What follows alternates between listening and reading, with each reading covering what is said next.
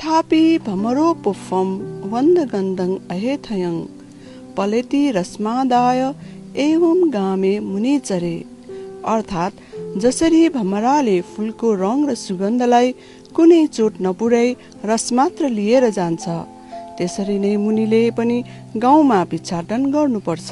स्वयम्भूको आनन्दकुटी बिहारबाट सुरु भई लघुतीर्थ, परोपकार, भीमसेन स्थान लगन हुँदै हनुमान ढोकाबाट न्युरोडका गल्लीहरूसम्म आज 500 श्रामेरहरूको यो मौन र संयमित भिक्षाटन सम्पन्न भएको छ। सहरको कोलाहलका बीच शान्तिको यो मधुर तरङ्गले हामी सबैलाई आफ्नै भित्रको बुद्धत्व खोज्न प्रेरणा दिएको छ।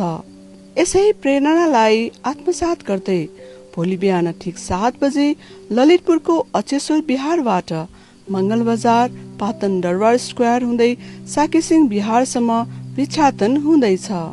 दान पारमिताको अभ्यास गर्ने यस पवित्र अवसरमा उपस्थित भई आफूले सकेको दान सामग्री अर्पण गर्न सम्पूर्ण नगरवासी महानुभावहरूमा हार्दिक अनुरोध गर्दछौं। भवतु सर्वमङ्गलम्।